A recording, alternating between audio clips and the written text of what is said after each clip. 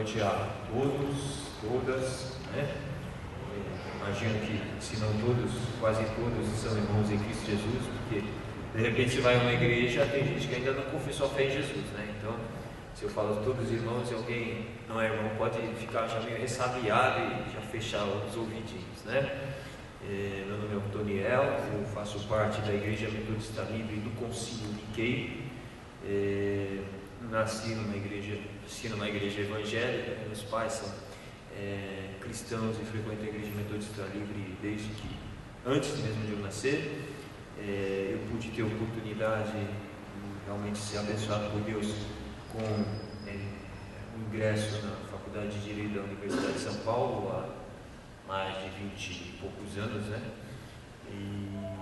Mas há 19 anos, exatamente, ou quase exatamente, 19 anos e alguns meses, no ano que vem completa 20 anos, eu fiz um concurso no início para a Procuradoria-Geral do Estado. E Procuradoria-Geral do Estado, para vocês entenderem, né? É o advogado que defende o Estado de São Paulo. Então, por exemplo, se a pessoa deixa de pagar impostos, o procurador do Estado vai lá e executa, aciona você na justiça, né? E naquela época existia um serviço chamado assistência judiciária. E naquele momento, logo que eu ingressei também, isso foi uma dádiva, um presente de Deus, eu pude fazer a opção para me tornar procurador da assistência judiciária. E foi interessante, né? A minha opção era, no momento de escolher vagas, Deus, se não tiver vaga lá em Santo Amaro, que é perto de casa, para trabalhar na área civil, eu vou ir para a área criminal. Nunca tinha trabalhado com crime. Aliás, quando eu estudava na Faculdade de Direito, eu me lembro que, pelo menos uma vez, eu disse que eu nunca iria ser advogado de bandido. Essa exata expressão, Deus fez eu engolir essa expressão, né? E desde então eu trabalho na assistência judiciária criminal, claramente, né, para todos vocês, há 19 anos e alguns meses eu faço a defesa de pessoas, réus envolvidos na área criminal, que praticam crimes e que por algum motivo não têm condições de pagar advogado. E foi aí que entrou essa história na minha vida. Nesse curso eu me graduei também nessa faculdade de teologia, né, que na época era lá no metrô Estação Santa Cruz. Fiz o curso de complementação teológica e fui designado e ordenado pastor no Concílio Nikkei. Eu sirvo a Deus na Igreja Metodista Livre de Pinheiros. Mais ou menos essa apresentação.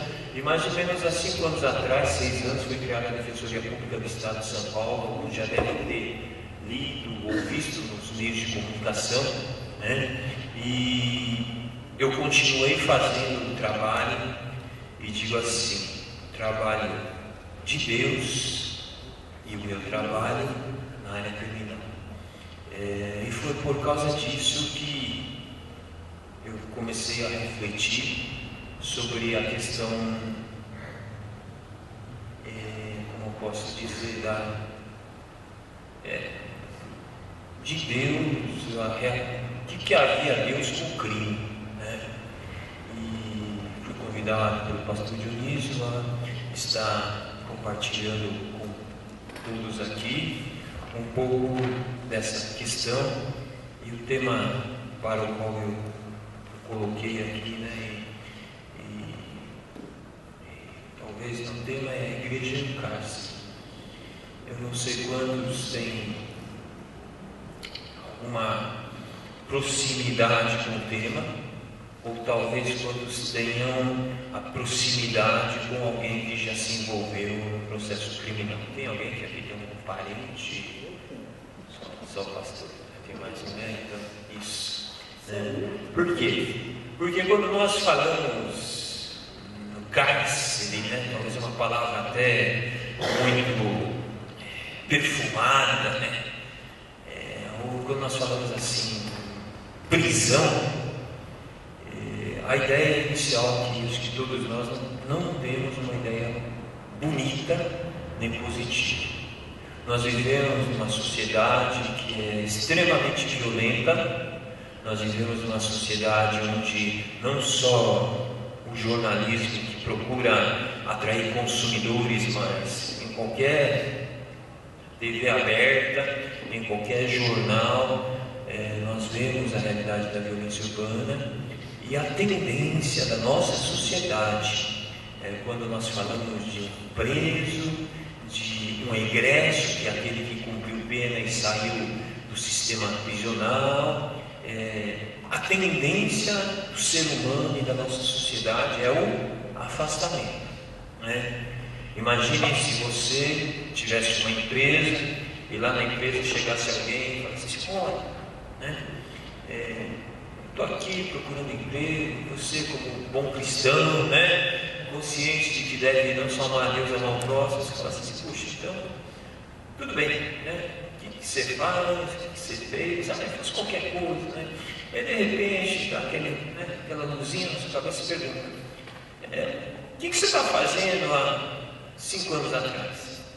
Aí de repente ele para, pensa e fala assim: eu estava preso. Quanto tempo você ficou preso? 10 anos. O que você fez? Bom, eu pratiquei o 5-7, né, que é o roubo, 121, que é o homicídio. Confesso, também, mas poucos de nós teríamos coragem de falar. Eu acredito que você tem uma nova oportunidade e por isso eu quero dar para você essa oportunidade. Mesmo como cristãos, que dizemos que se alguém está em Cristo é uma nova criatura, mesmo como cristãos que confiamos na graça de Jesus para nos perdoar, nos justificar e nos permitir que o passado seja deixado atrás e o futuro seja trilhado de uma forma diferente. Creio que poucos de nós, não somente nesse ambiente, mas nas inúmeras igrejas evangélicas que estamos, abririam essas portas. Talvez nas igrejas mais simples, onde estar preso, ou ter um parente preso, ter um familiar preso, ou às vezes até ter um filho, ou de alguém aqui da comunidade preso, seria mais fácil. Mas nas maiores comunidades, nas comunidades mais ricas, nas comunidades onde encontramos os empresários, eu não quero julgar, mas talvez seria muito mais difícil nós encontrarmos essas portas abertas para que algumas pessoas andassem por um outro caminho. E creio que talvez, não sei se mais do que eu, os irmãos conhecem tão bem aquele versículo dito por Cristo em João 14,6: eu sou o caminho, a verdade e a vida. Creio que Cristo veio dar um outro caminho para a nossa sociedade, um caminho pelo qual ninguém nasceu caminhando, mas que um dia na nossa vida alguém abriu essa porta. Então, quando eu falo de igreja e cárcere, queria começar ou continuar dizendo que a minha visão é uma visão pessoal.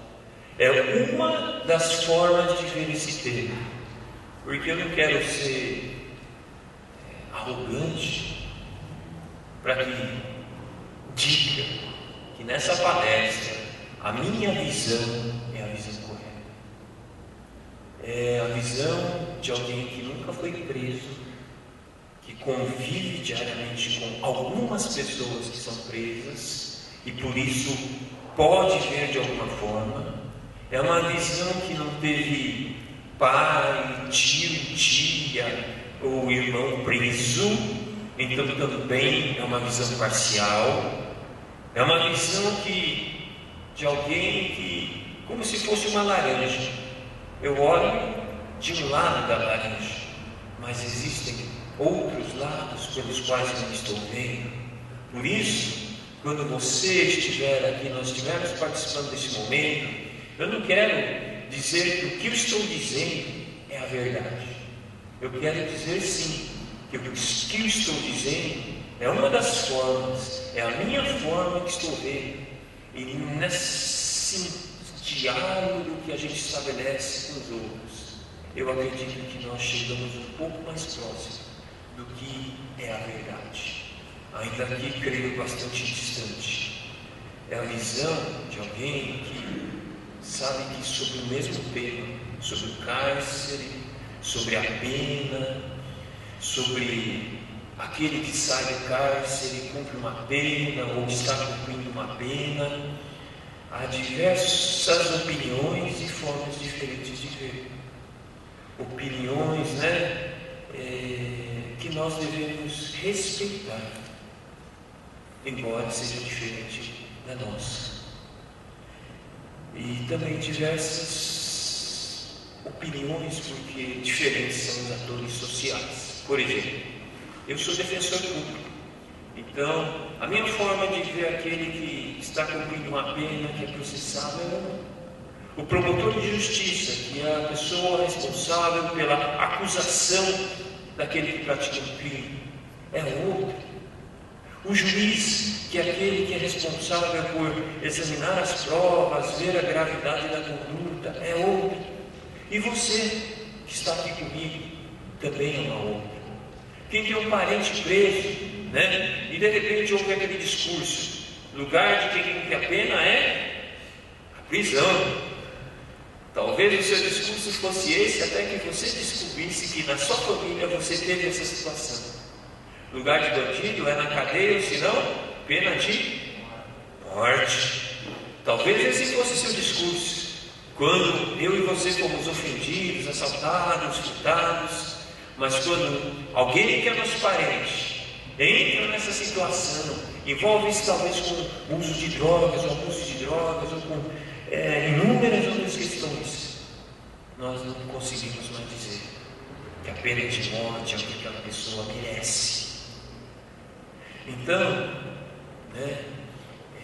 eu queria, na verdade, reforçando, não dizer que o que estou dividindo com vocês é a verdade, mas que é apenas uma das formas de ver, que é o cárcere, e qual aquele que eu entendo, a posição da igreja, que somos nós, em relação ao cárcere, em relação ao sistema prisional, em relação àqueles que saem do sistema prisional.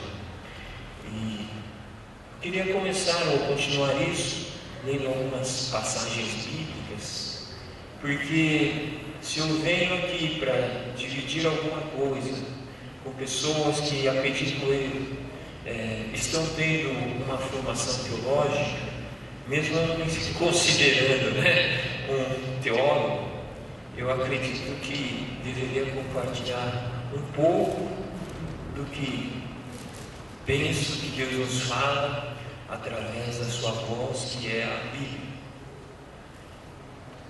respeitando na leitura do texto da Bíblia formas diferentes de interpretar o mesmo texto. Não estou aqui para discutir minúcias, mas algumas coisas. E acho que quando a gente fala no crime, a gente fala no cárcere, a gente não pode deixar, como cristãos, de pensar na questão do pecado.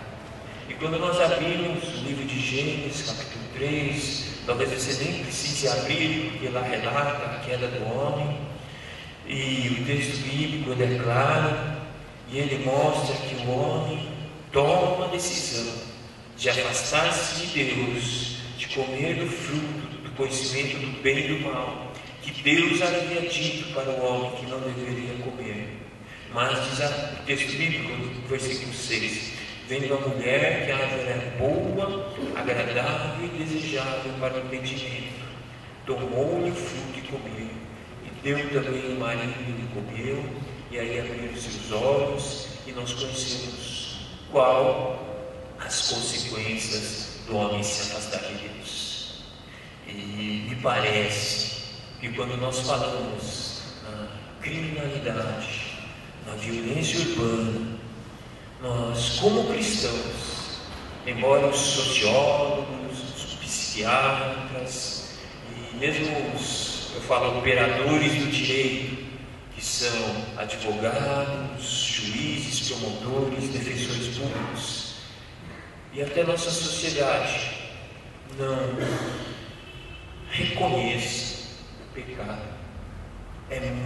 Talvez é impossível, como alguém que um dia foi alcançado pelo Senhor Jesus, Não ser que o fundamento da violência urbana, o fundamento da criminalidade está no pecado, está no afastamento do homem de Deus. E quais são essas consequências? Aqui, a gente vê que talvez uma das formas de nós vermos as consequências do pecado já no seu início é o desejo, a cobiça, o querer ter ou ser, ou talvez na nossa sociedade é melhor ter o que eu não tenho, ou aparentar que eu sou pelo que eu tenho, ou ter aquele preenchimento interior que hoje eu não experimento. E talvez ter isso não na eternidade, mas aqui e agora. Se você for depois, você pode ver, acho que nem precisa ver, porque creio que todos conhecem aqui, livro de Êxodo, capítulo 20, quando Deus ele dá os mandamentos ao povo da antiga aliança. O primeiro mandamento, diz o que? Ele é contra a idolatria. E o que é idolatria?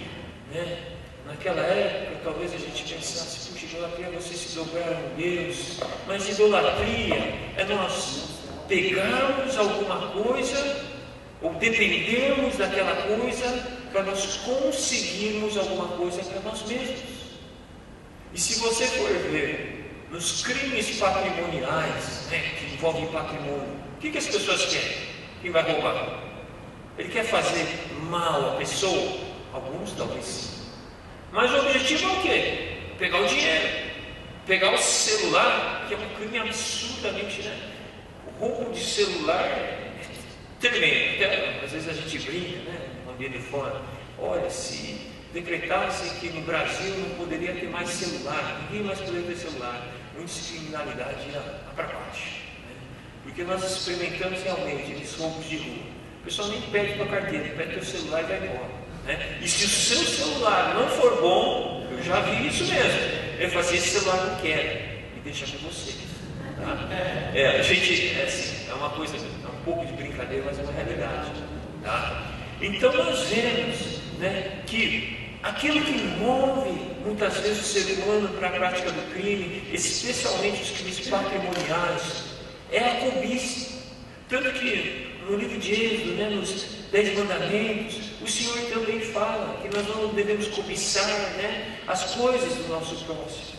Esse desejo de ter algo ou alguém que não nos é dado por Deus, ele move muitas vezes a criminalidade, e esse é um pecado.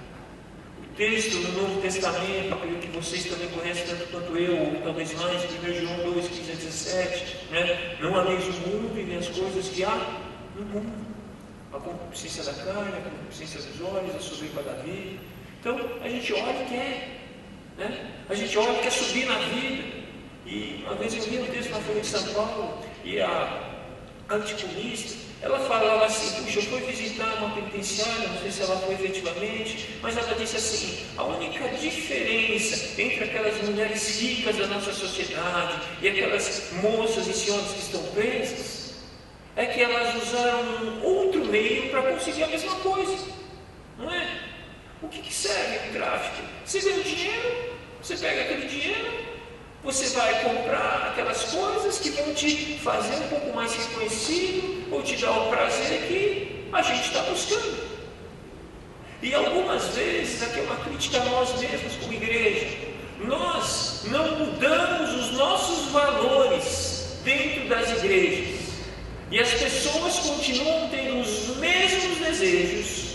Por isso que, como consequência disso, infelizmente, na minha experiência, filhos de cristãos. E uma vez eu tive a triste experiência de ler uma carta de antecedentes, onde a pessoa disse, eu conheço esse rapaz, porque eu não me lembro quanto tempo ela dizia, algum tempo, eu frequento a igreja de seus pais, que são os pastores da igreja. Cada um escolhe o seu caminho, sim. Deus dá o livre-arbítrio, sim.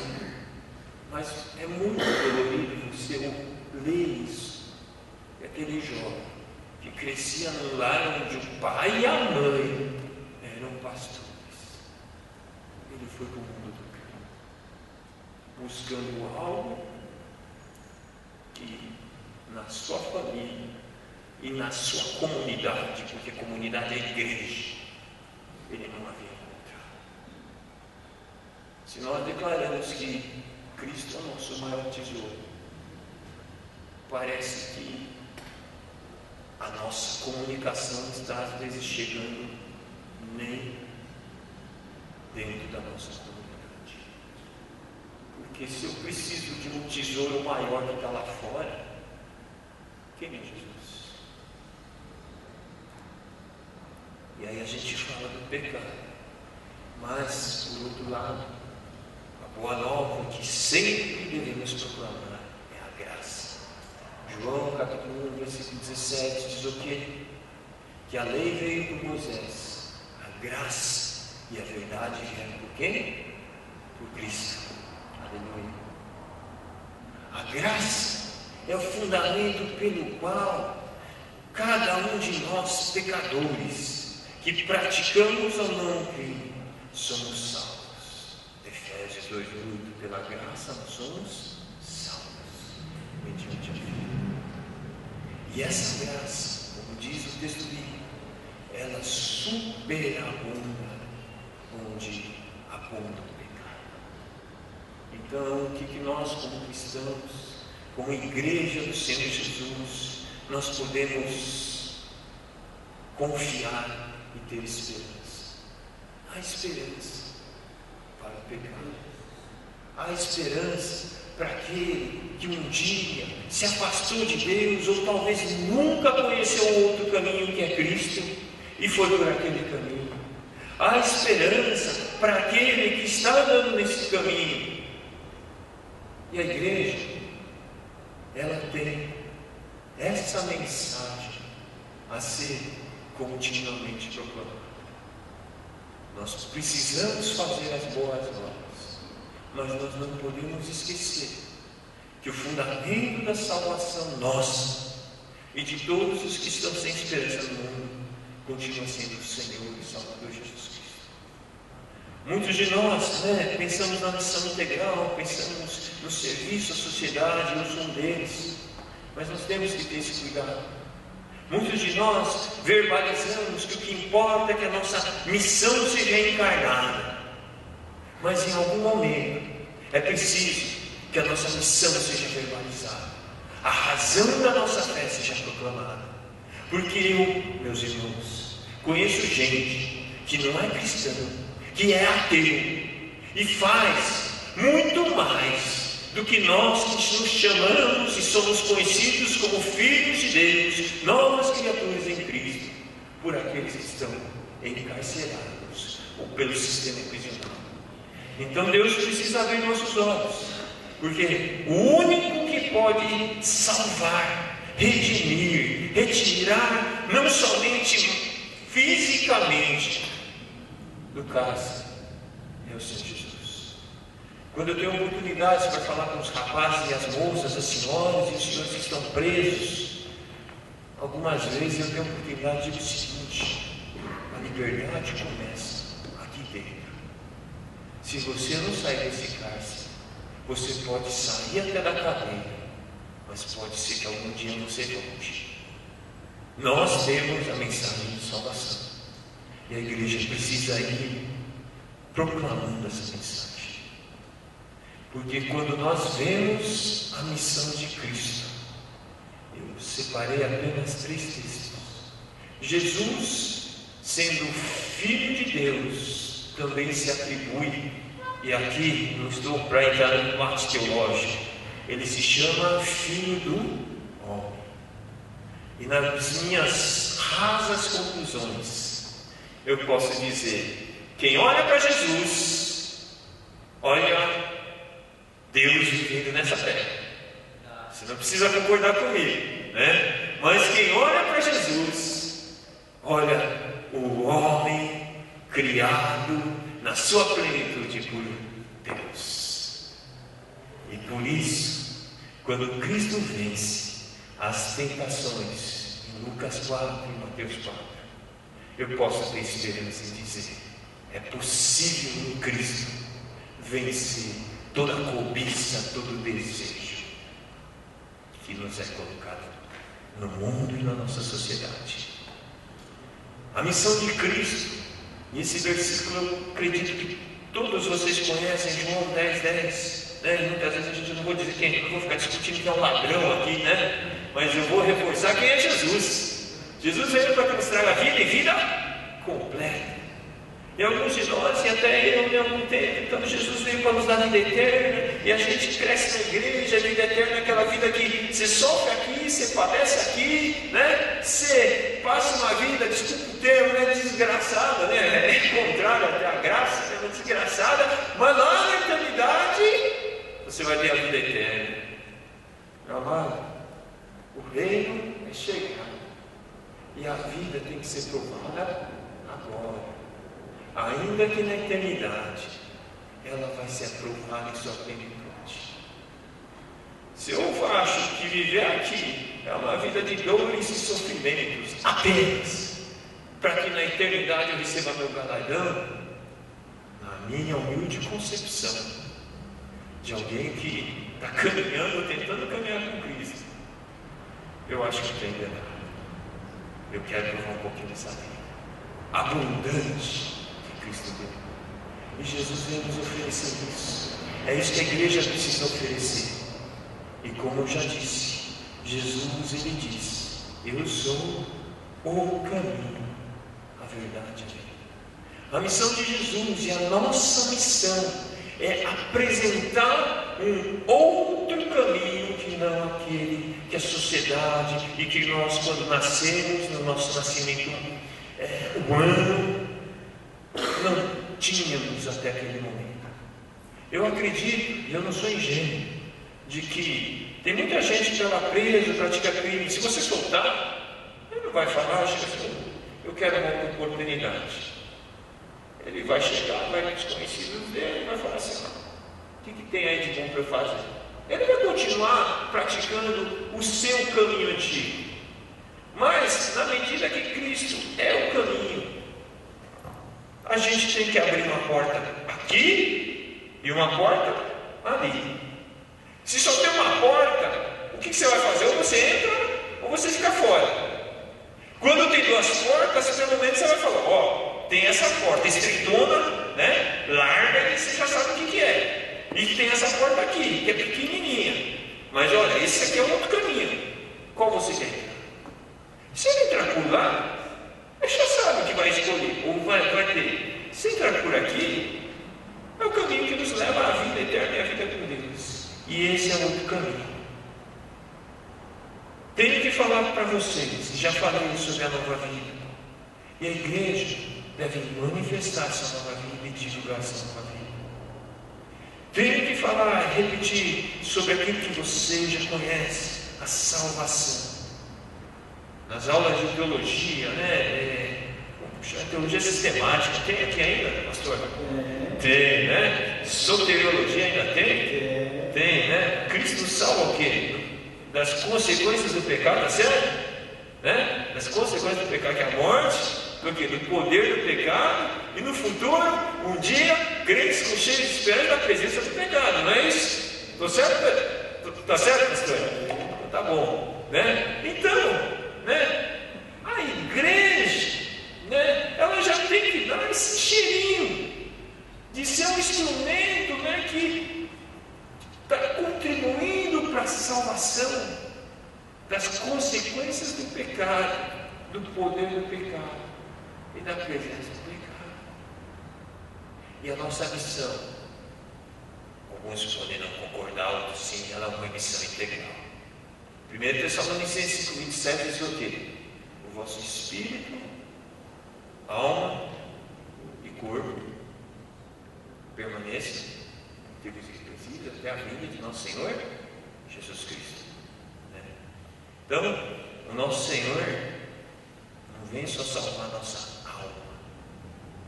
Nós também precisamos zelar, lutar, para que a pessoa possa desfrutar, ainda que uma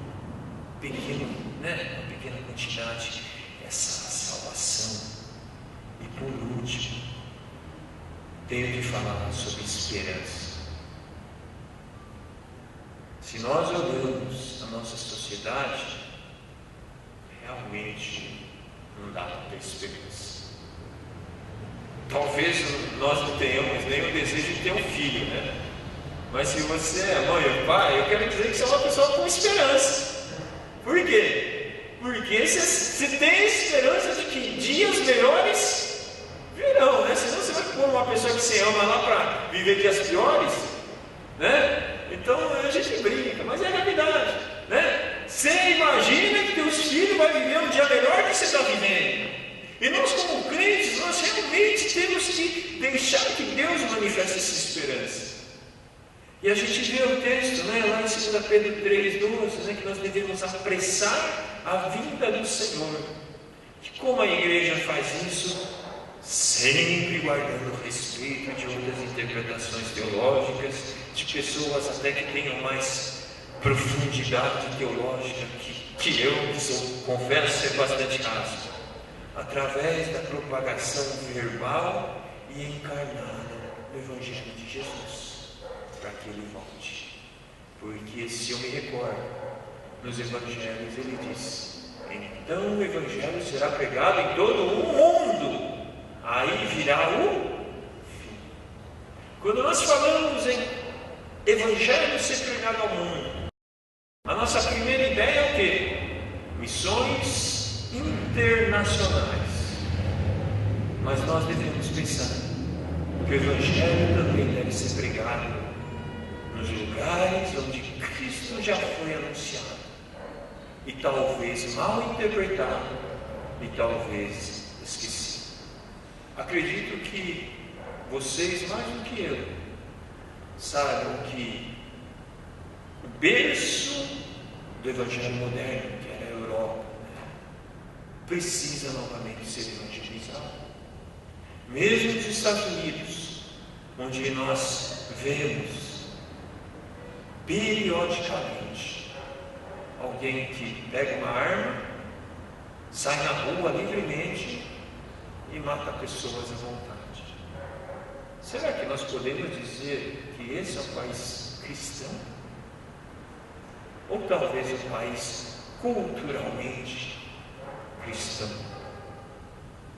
O Evangelho precisa ser pregado. Por quê? Porque nós esperamos o quê? 2 Pedro 3,18: novos céus e nova terra onde habita a justiça. E o mais bonito é que nesse livro que Deus nos deixou, onde tem começo, meio e fim, no final dele, acredito que todos já foram lá, né? Mas se você não leu toda a Bíblia, você um dia foi lá no Apocalipse 21 e 22 para saber o que como acaba a história, né? E é maravilhoso. Deus enxugou os olhos toda lágrima, e não há mais o que? As coisas que nos atormentam e nos trazem sofrimento agora. Deus é a própria luz, e Deus é aquele que está presente, ou nós estamos presentes. Essa é uma leitura bíblica que nos motive a continuar caminhando.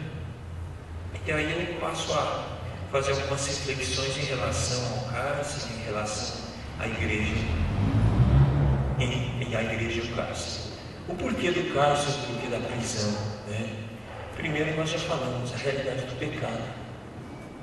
Você pode ser rico, você pode ser pobre, mas o pecado é uma realidade na nossa sociedade. E como cristãos nós não conseguimos refutar essa declaração de Deus na Bíblia. Nem todo pecado é crime, não é verdade? Senão todos nós estaríamos presos. Quase todos. Talvez tenha alguém aqui que já, né? Segundo escalão, né? Do reino dos céus, então talvez você não tenha isso, né? Mas crime, nós podemos dizer, crime é aquilo que não é aceito dentro do meio social em determinado momento, né? Porque muitas vezes a gente fala, isso aqui é um crime, né? Mas se você for acompanhar um pouco a história do desenvolvimento dos códigos, por exemplo, né, eu selecionei apenas duas coisas. Algum tempo atrás, eu já não consigo medir, mas talvez em 1940, adultério, né? Hoje adultério não é nem, né? Não é nem assim, um escândalo moral, né? Para ter gente que até é um fato que você conta como se você tivesse vantagem sobre todos. Mas algum tempo atrás, adultério era crime, né? Também, né? Vadiagem não era crime, mas era contravenção, né? Que a gente chama de um delito menor. Então você era pego, o que você está fazendo aí? Né? Eu não estou com trabalho, então eu vou te levar para a delegacia lá, vou te atuar por vadiagem. Puxa, imagina ser saudade por vadiagem, né? Rapaz, ia ter, né? Não ia ter mais espaço para as pessoas serem processadas. Então nem todo pecado é crime. Crime é aquilo que a sociedade reconhece em determinado momento. Não sei quantos de vocês têm acompanhado uma discussão que tem ocorrido, né, sobre a questão do porte de drogas, né? O porte de drogas é ou não é crime? Quando eu, já há quase 20 anos, quando eu comecei trabalhando como defensor público, né, ser pego com drogas te conduzia a uma pena mínima de 6 meses de prisão. Né? Você estava lá com um cigarro de maconha, pego, autuado, preso, talvez pagasse uma fiança, 6 meses de prisão. Hoje, a partir do ano de 2006, quem é preso ou é autuado por porte de drogas, ele não é preso em flagrante, ele assina um termo na delegacia, e aí ele é processado, e no final ele é condenado, ou uma advertência verbal, o juiz vai chegar e fala assim, olha, você tem que parar de usar droga, porque droga faz mal para a saúde, imagina, né? O juiz não tem nem coragem de fazer isso, né? Ou ele pega uma prestação de serviço à comunidade, ou ele paga, né? Ele é obrigado a comparecer a um curso. Então a gente vê que o crime é uma forma da sociedade de ver certas condutas. Por exemplo, não sei quantos ouviram no novo projeto do Código Penal. Hoje, se alguém entra na tua casa, arromba a tua casa e entra, você pode dizer, não, eu sou cristão, eu não quero que ele seja processado, eu vou dar a minha Bíblia para que ele se converta. Olha, rapaz, né, Jesus te ama, tem um plano para a sua vida. Aí, né, hoje não tem jeito. Se o policial leva lá para a delegacia, o promotor de justiça vai denunciar, e você pode chegar até para o juiz e falar, não, senhor juiz, eu estou perdoando ele, o juiz não tem jeito. Mas nesse novo projeto tem uma coisa, né? Se você se compor como réu, pode ser que deixe de ser crime. Para alguns é bom, para outros é um absurdo. Mas, o que eu reforço? Crime é uma visão da sociedade ver, né, uma visão da sociedade em determinado momento. Nem todo crime é punido também com a pena de prisão. E, para mim, privação da liberdade, ou a falta de liberdade, ou melhor, a liberdade, é o segundo maior bem da vida. O primeiro é a vida, o segundo é a liberdade. Não sei quantos já ficaram internados, não falo numa instituição de custódia, mas internados no hospital. Você já ficou internado? Eu já, algumas vezes.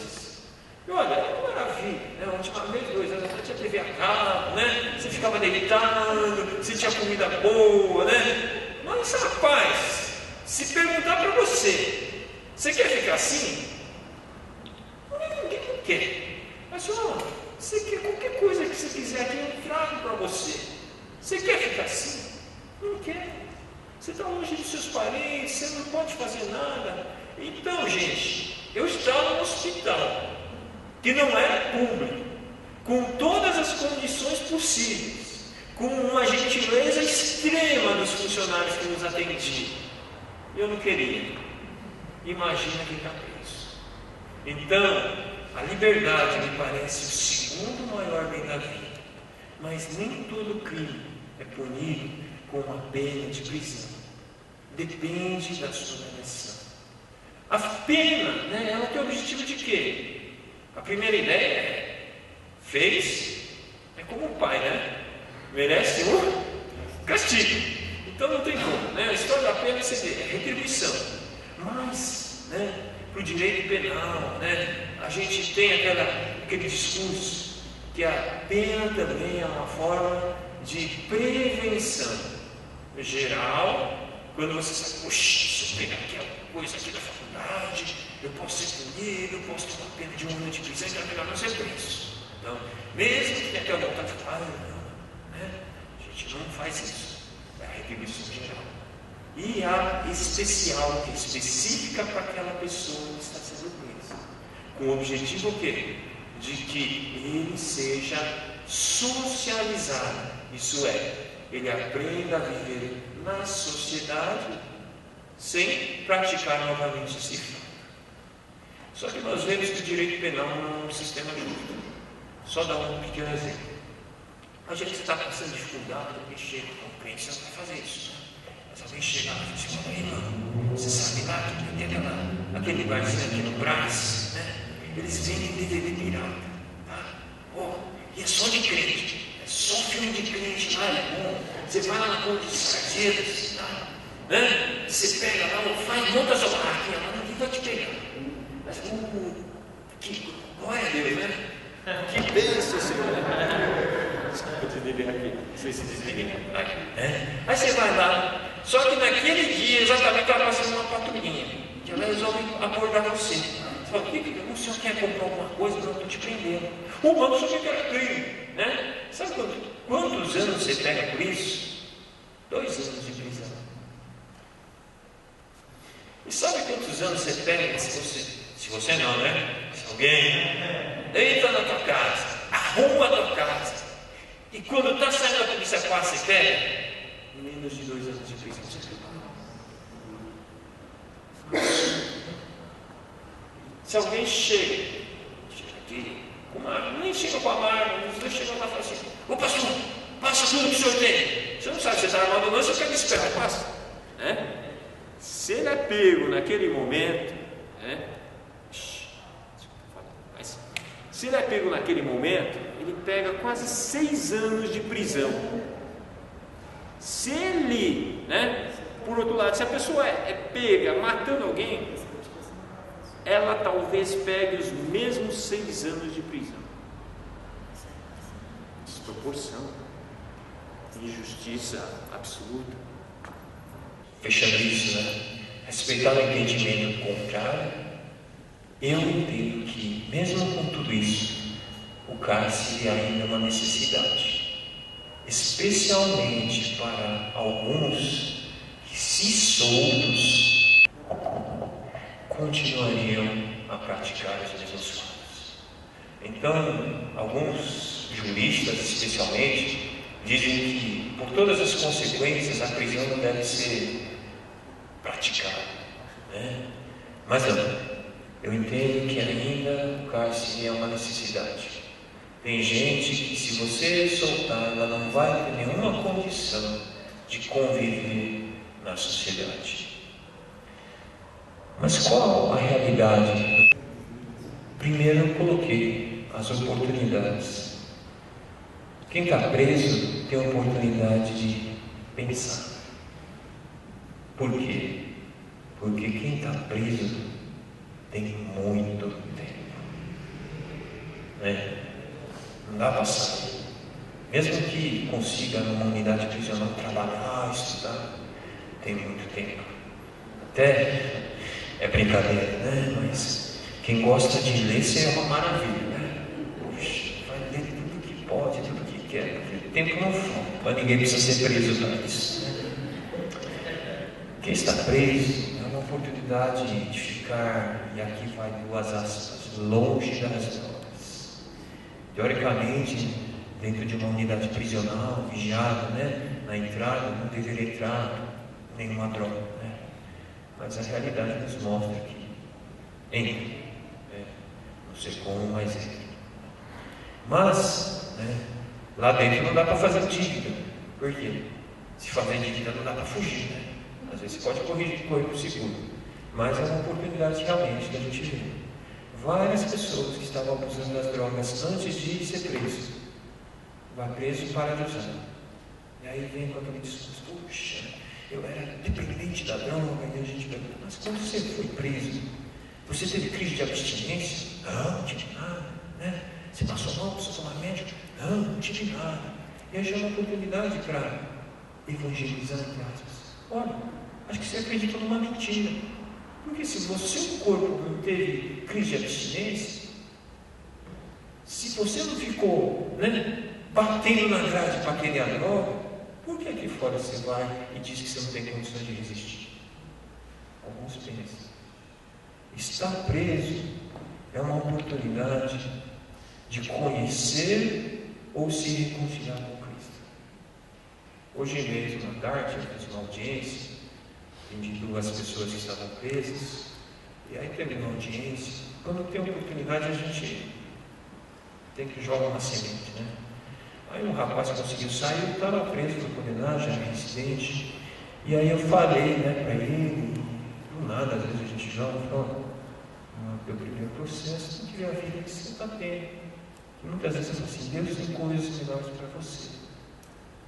E aí, no final de uma conversa, talvez de 1 ou 2 minutos, ele falou: doutor, eu estou desviado.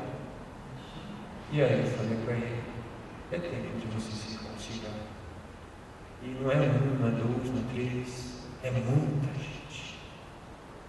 Ou as pessoas estão usando mal o livre-arbítrio, ou as pessoas não estão confiando na graça de Jesus para cair nas tentações, ou para não cair nas tentações, ou a igreja não está ensinando o verdadeiro Evangelho de Cristo. Não posso tirar uma conclusão. Quem sou eu para isso? Mas é uma oportunidade de conhecer, de se reconciliar com Cristo. É impressionante. Quanta gente. Você vai lá, se atende a um parente de preso, e ela fala assim: Deus te abençoe.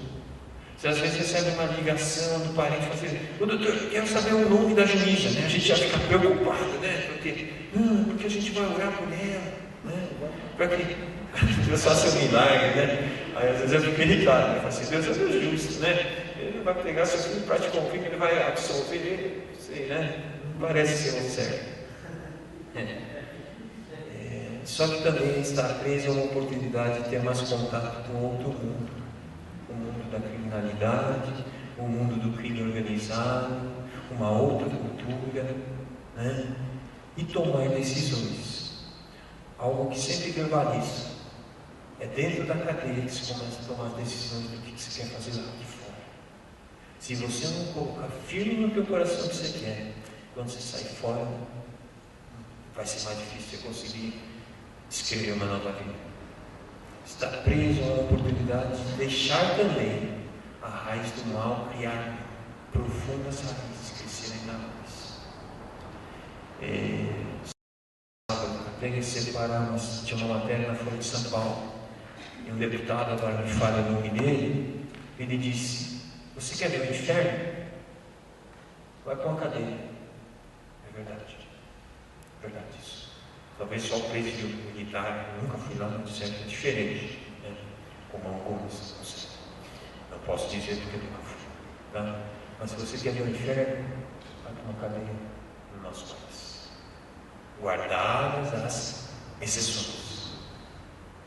Creio que é uma realidade. Imagina você conviver 24 horas por dia num grupo de pessoas, a maior parte delas envolvidas no crime, outras já com a personalidade deformada, outras que só ficam falando coisa feia, né? coisa ruim, revoltadas com o sistema judiciário, revoltadas com a demora dos processos, se considerando alguns vítimas da sociedade. O que você vai colher se a pessoa já está com a cabeça meio desviada? Só um milagre. Graças a Deus. Ele continua a fazer só um. Né? Mas também está preso a uma oportunidade de ter um novo começo. E aí quais são, né, essas dificuldades? E é uma visão parcial que as pessoas estão encarceradas em frente. Primeiro, elas estão privadas da liberdade.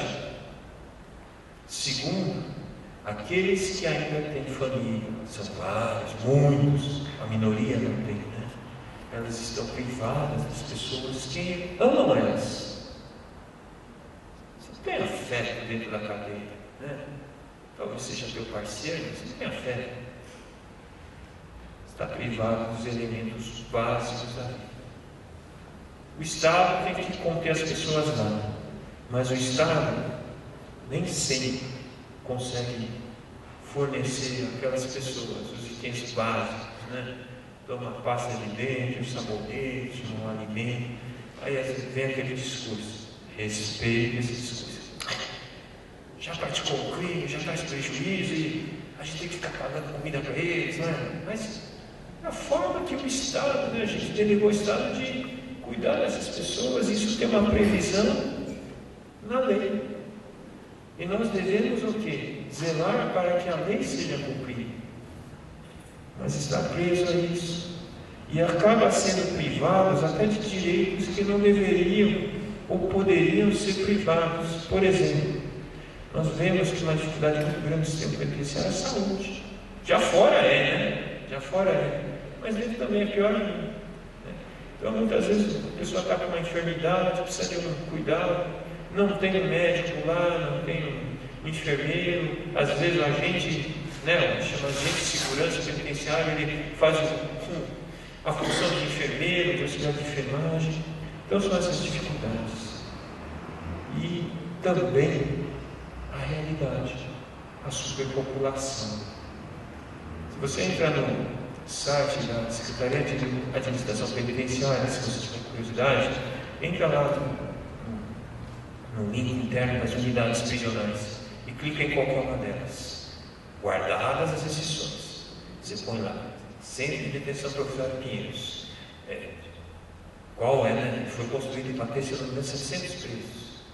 Às vezes chega a 1.500, a 2.100. Nesse ambiente, como o Estado vai fornecer um colchão, alguma coisa para que aquela pessoa possa continuar privada da liberdade? Desenvolve-se essa subcultura, né? O jeito que trata as pessoas, o jeito que é tratado, os valores que aquela subcultura tem, né? Só para te dar um exemplo, não sei se sempre faz isso, mas uma vez eu estava lá no fórum, aí um policial chama com essas pessoas, chama, ô ladrão, né? Ô ladrão. Então chama um outro de ladrão, né? Não sabe o nome, chama de ladrão, mas é aquilo, vai chamando de ladrão, na hora você se convence que você é ladrão mesmo, né? Se você já é ladrão, você é ladrão. Então eu só estou dando um exemplo para ver como essa cultura ela vai sendo incorporada pelas pessoas, né? E é uma realidade que isso é complicado, né? Você está preso para que um dia você aprenda a viver em sociedade. Na sociedade a gente vive como? Preso ou solto? Não preciso responder, né? Então, é complicado, né? Como você vai aprender a viver solto se você vive preso e recebendo ordem? É um grande enigma, né? Mas é uma questão que temos que lidar. Ansiedade de cumprimento de pena, de decisão, de, né, quando ele vai sair. A realidade, embora o Estado negue isso, mas a gente ouve bastante que a criminalidade organizada é que cuida realmente da paz dentro do sistema carcerário, embora não possa provar e nem queira provar isso. A ociosidade. Então existe algo chamado Centro de Detenção Provisória. Só para você ter uma ideia, Centro de Detenção Provisória é uma delegacia. Não tem nada, o preso fica lá, um grande espaço, ali só tem uma quadra, um espaço grande que fizeram uma quadra de futebol, né? Aí ele fica lá o dia todo, sem fazer nada. Tudo bem, Centro de Detenção Provisória. Teoricamente, ele responderia ao processo desse centro, quando fosse condenado, ele ia para uma penitenciária. Só que o que acontece? Nesse centro de detenção provisória, às vezes ele passa um ano e meio. Rapaz, se você passar um ano sem fazer nada, só acordando, saindo, comendo, vendo televisão. Aí ele canta o teu avô, vamos sair aí. Depois de um ano sem fazer nada. Vai ser fácil você acordar cedinho e correr atrás do teu emprego. Não tem disciplina. Então, é uma realidade. Sem esperança, muitos sem Deus, excluídos realmente. E eu não sei quantos vão entender essa palavra, estigmatizados, né? Isso aí é claro, quando fala assim, sai da cadeia. O que você vai imaginar na pessoa? Um crente de Cristo, né? Um homem transformado pelo Senhor. Mas eu estou com a Bíblia aqui, ó. Eu era da cela evangélica, né? Quando falou, você não emprego, sai da cadeia agora. Alguém te aborda aí fora, né? Primeiro receber, puxa, né? Deixa eu andar rapidinho. Então a gente cria lá um X e uma série de conceitos. Solidão. Porque está cheio de gente, mas ninguém é teu conhecido, ninguém é talvez teu amigo. E uma outra palavra que para nós evangélicos tem muito a ver: alienação, separada. O evangelho ele traz reconciliação. Dá para entender a nossa importância, talvez não a nossa, desculpa, mas a importância da mensagem de Cristo para onde a maior parte da sociedade não olha. A realidade da corrupção, tanto literal, né? A gente não ouve dificilmente uma pessoa é presa, está colocando coisa dentro da cadeia quando ele é funcionário do Estado, mas a corrupção também no sentido de estrago. Aquelas pessoas que entram daquele jeito, elas vão se usar uma figura enferrujando. E aí? Graças a Deus por Jesus. Porque eu acredito que é uma das poucas formas das pessoas que entram saem diferente. E repito, o inferno. Esses dois rapazes que eu atendi hoje na audiência, um era desviado, e um, quando soube que ia pegar um benefício e ia sair, ele falou uma coisa que às vezes a gente não liga porque a gente está acostumado, mas que me assusta e talvez seja realmente algo que devesse compartilhar. Ele falou: se eu voltar para lá, está morto é melhor do que isso. Então não dá para medir o que é isso. A gente recomeça com algumas perguntas, né? Nessa situação, o que fazer? Como viver solto se eu estou aprendendo a viver preso? Não é mais fácil voltar ao velho caminho? Quais as tentações que uma pessoa que tem um envolvimento com o crime vai lidar, especialmente quando ela tem a liberdade de ceder ou não a essas tentações? Reincidir. Se você não sabe, nosso país é um dos países onde a reincidência, ou seja, a volta à prática de crimes, é uma das maiores. E será que eu continuo sendo amado por aqueles que me amavam? Agora nós entramos na questão da igreja e o cárcere. A boa notícia é que o Evangelho não se encontra impedido e nunca se encontrou impedido pelas portas das cadeias. Se você for ou se você conhece alguma unidade prisional, com certeza dentro da unidade tem presos crentes, funcionários crentes, parentes de presos crentes, Bíblias entram, pessoas para evangelizar entram, parentes para levar do Evangelho entram, e mesmo que não entrasse ninguém, tem várias pessoas que se voltam a Cristo novamente, por causa ou em razão dessa queda. O Evangelho continua sendo pregado. A igreja, nós não podemos esquecer, como diz lá o livro de Efésios, é através da igreja que a multiforme sabedoria de Deus é conhecida.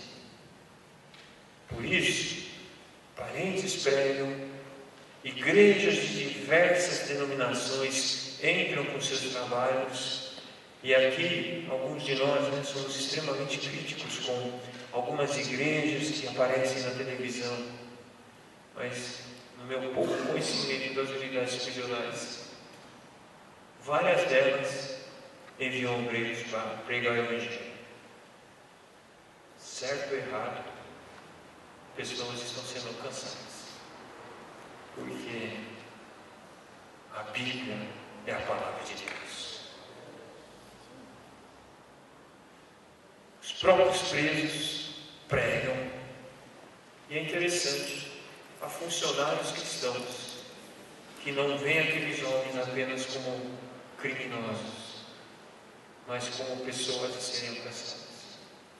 Eu conheci um ASP, que é um agente de segurança penitenciária, não somente pregou, mas que cooperou no batismo de vários presos que se converteram a Jesus Cristo. Nós não podemos esquecer que nós somos seres humanos, e por isso nós, eu, você, temos dificuldade de lidar com algumas coisas. Os preconceitos, quando a gente fala de preso, essa expressão,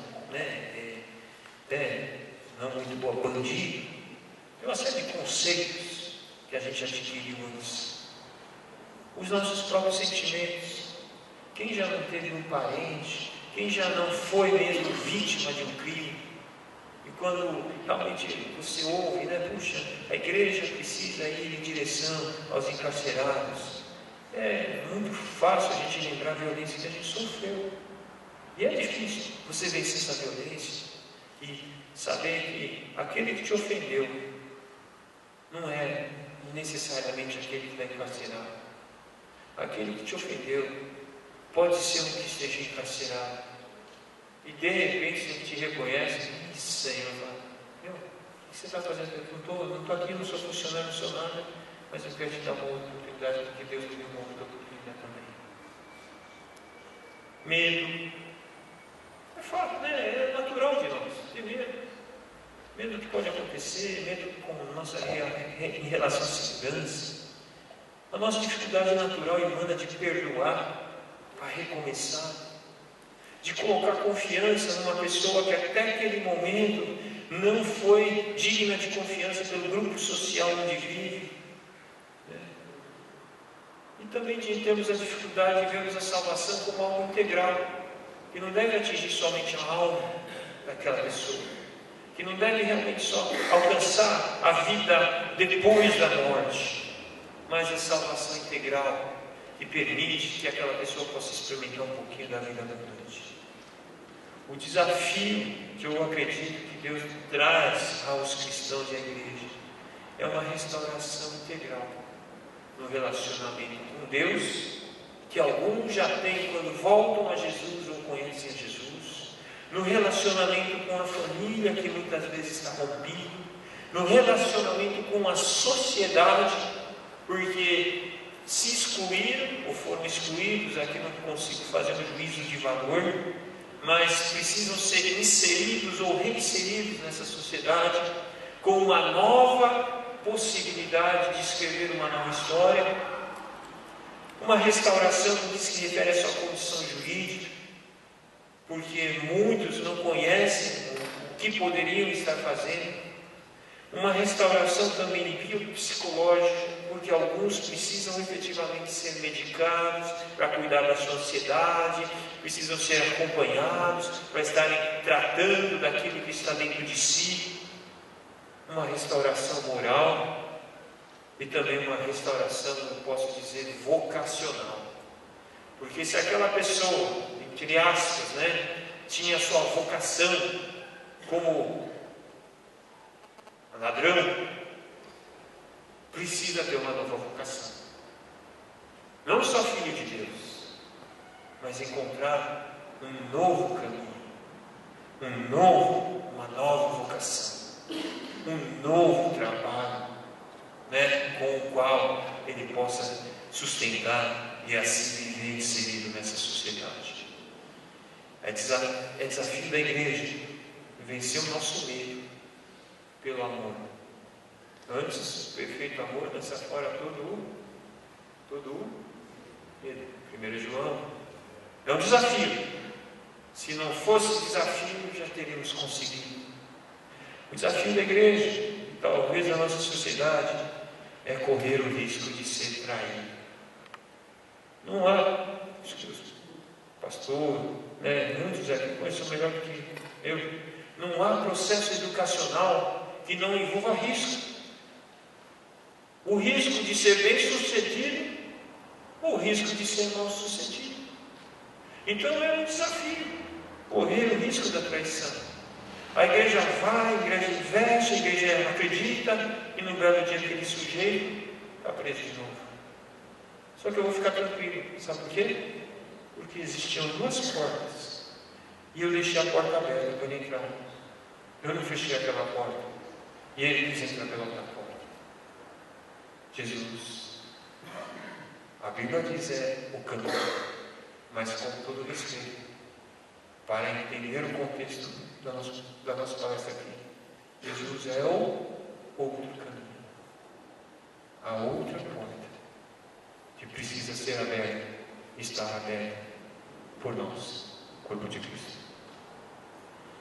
O desafio é mudança também nos valores da sociedade. Não sei quantos aqui estão com chamado pastoral, mas o crime existe. Por quê? Alguns dos valores da nossa sociedade, o consumo, a identidade a partir daquilo que temos ou aparentamos ter. Um exemplo bem claro: é melhor eu comprar um produto falsificado que tem uma marca do que comprar um produto de melhor qualidade sem a marca. Certo ou errado? Errado, né? Mas o que muitos fazem? A bolsa da Louis Vuitton, Eu já ouvi gente que tem até dinheiro, que compra o produto não original, melhor dizendo, não original, e anda aí pelas ruas da vida, E não é uma pessoa de pouca posse, não. Estranho. Mas esse é o valor da sociedade. E ninguém entra pela igreja sem nenhum valor, sem nenhum conceito.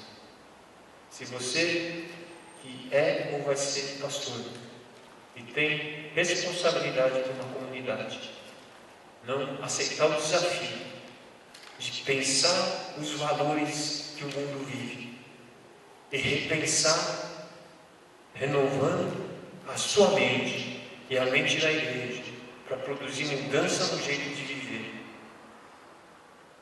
será que a gente vai ser o outro caminho?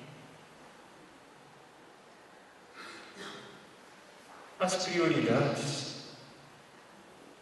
Quais são as prioridades que o mundo onde vivemos, onde nos movemos, quase parodiando o texto bíblico, nos dão? E quais são as prioridades que a Igreja de Jesus deveria ter?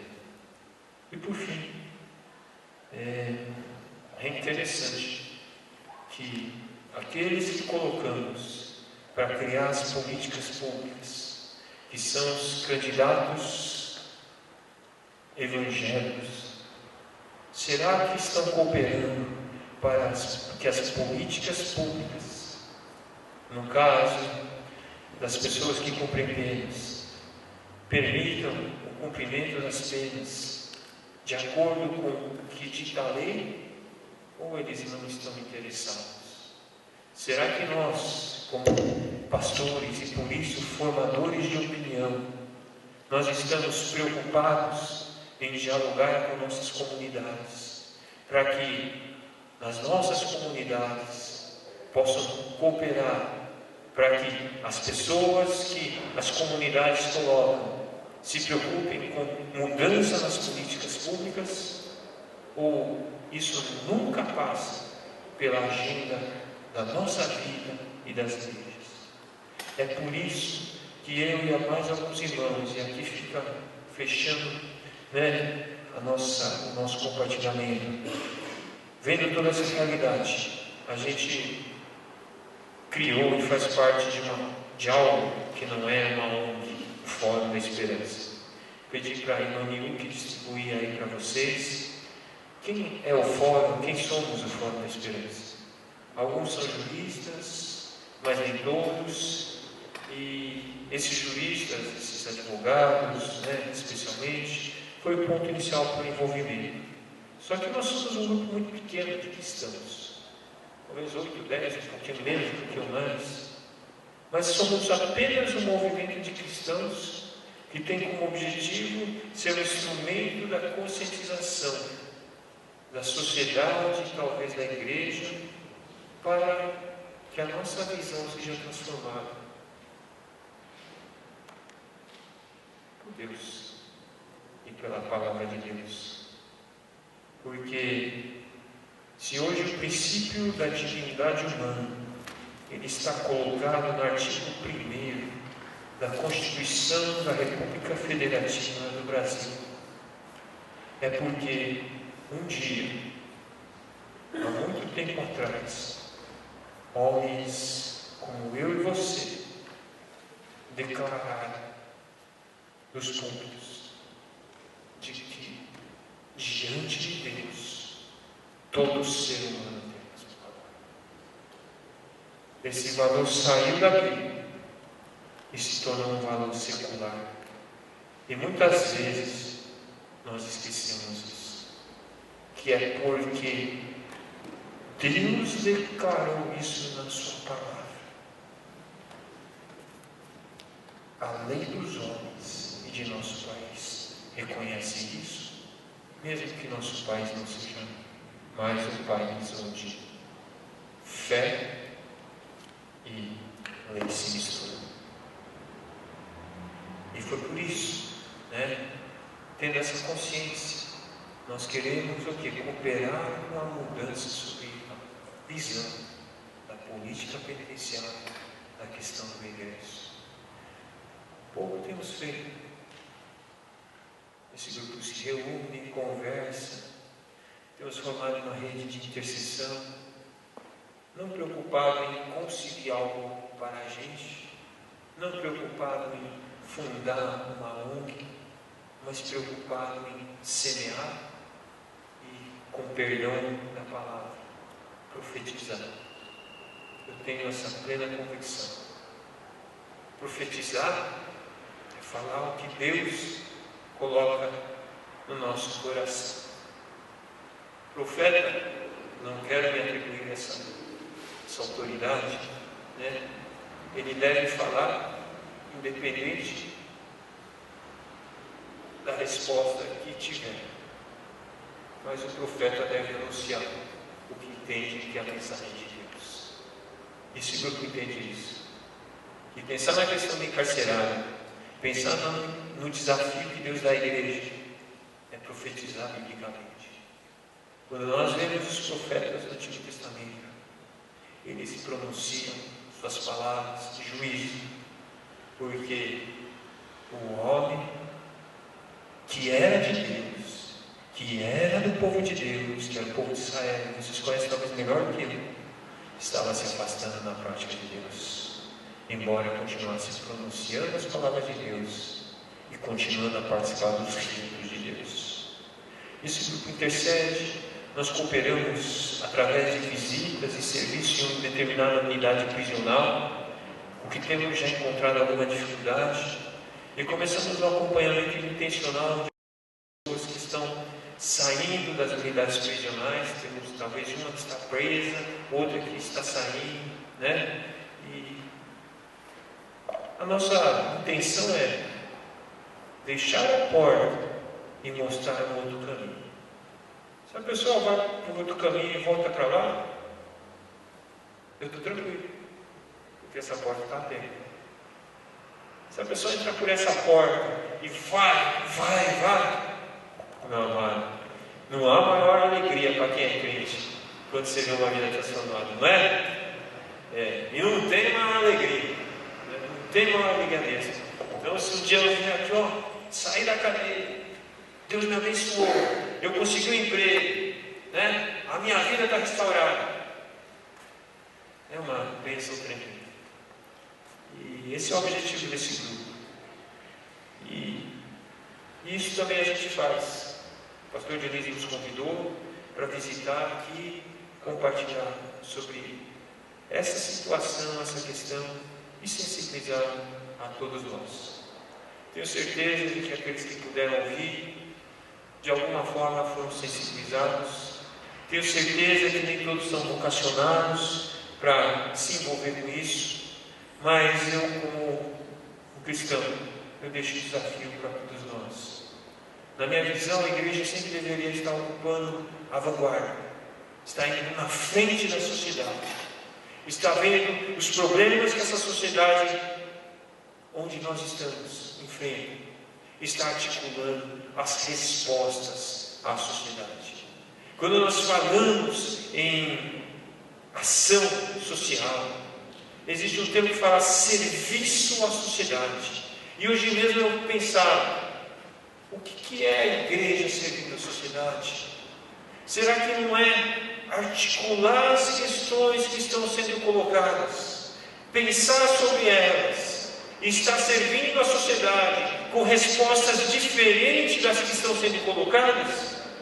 Quando a sociedade está discutindo sobre o aborto, será que a igreja não serve à sociedade? Aqui numa casa de ensino, numa casa de formação de opinião, pensando sobre essa questão e apresentando à sociedade de uma forma bem fundamentada, de uma forma bem embasada, de uma forma bíblica, de uma forma teológica, mas de uma forma onde abranja integralmente o ser humano. Resposta a essa sociedade. Será que quando a sociedade discute se deve ou não legalizar a maconha, a igreja não serve à sociedade, pensando sobre isso, refletindo sobre isso, levantando os médicos, os juristas, os profissionais que já têm proximidade com esse tema, levantando os seus teólogos, manejando a palavra de Deus e divulgando? Não apenas somos contra, mas contra por quê? E parece que isso também é servir a sociedade. Não somente a cesta básica, não somente a visita ao asilo, a uma casa de recuperação, a um orfanato, mas numa casa de estudos, refletindo, pensando, articulando e se manifestando. Com todo respeito, porque se vivemos numa sociedade onde todos têm voz, eu falo olhando para mim, onde está a voz da igreja? Ela para nessa porta, para quem entra aqui, está disposto a ouvir a minha fala, ou como um ator social, a igreja sai e vai conversar com essa sociedade para que mostre um outro caminho?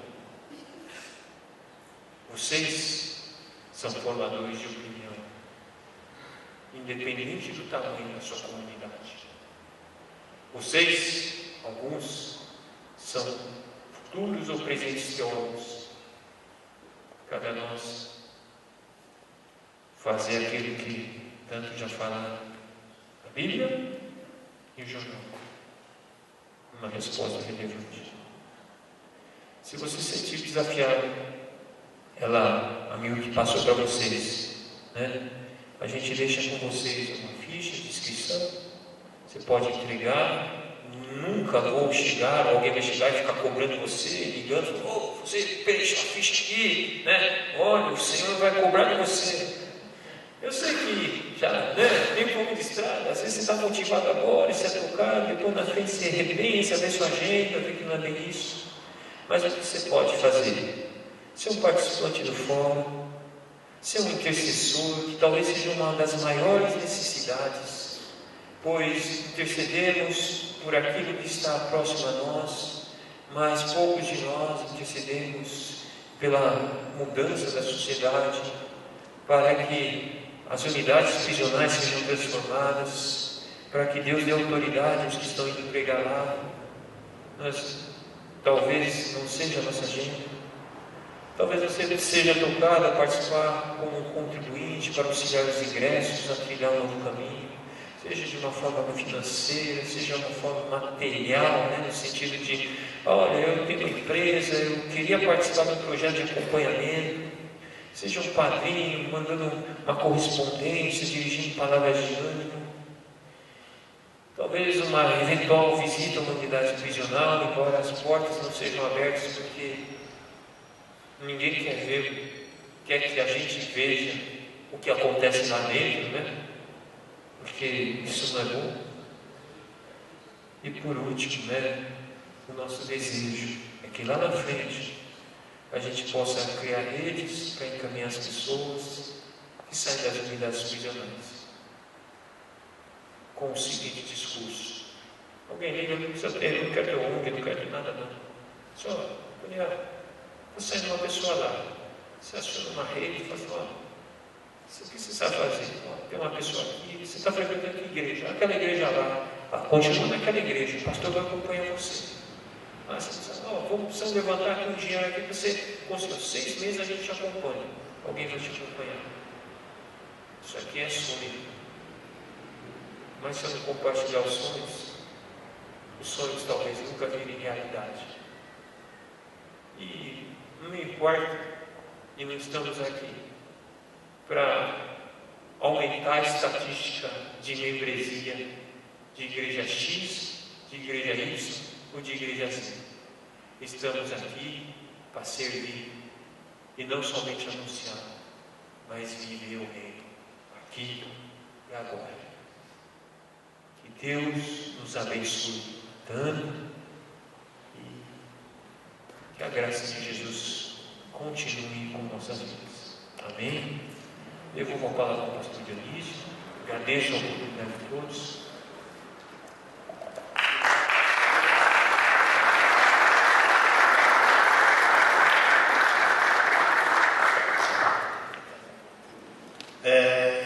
Estamos chegando ao final da nossa palestra.